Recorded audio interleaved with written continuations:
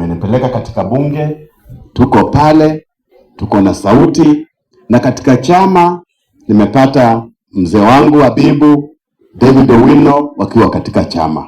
Wamenikaribisha.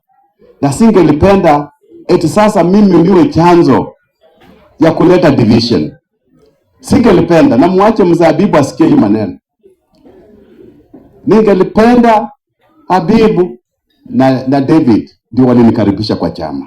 Singelipenda mimi niwe chanzo cha mgawanyiko. Hata Mungu hawezi penda.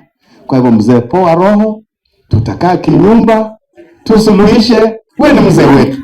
Najua yale ulisema ilikuwa ya hasira, lakini uzuri wako unapandanga juu na unashuka. Kuja nikusalamie tena babangu. Tuko nyumba moja na usiniache na mimi sikuachi. Hata David yako hapa ananiangalia. Hii nyumba ni moja. David kuja hapa. David anakuja. Hii nyumba ni moja. Na ni nyumba kubwa. Tunaweza gawana. David, salamia kidogo hapa. Usione. Kabisa. Hii nyumba ni moja. Vyombo ya habari hata imefurahi. Asante sana Mheshimiwa Bishop pamoja na viongozi wa leo. Mimi ndio David Owino ambaye nilichaguliwa kwa kiti cha ODM Irambi Sub-County. Kwa hiyo ndio chairman wa ODM Alice. Asante sana. Asante Mheshimiwa.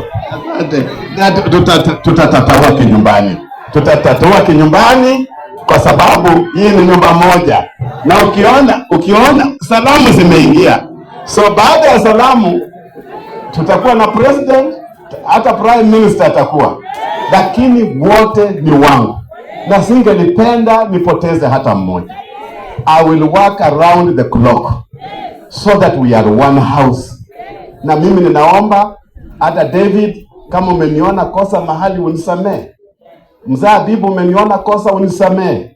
Mimi ni mwenu.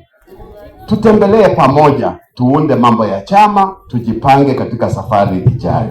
So, nafikiria mahali mtu wa Mungu wako, mambo hayasi haribika. That is a good handshake.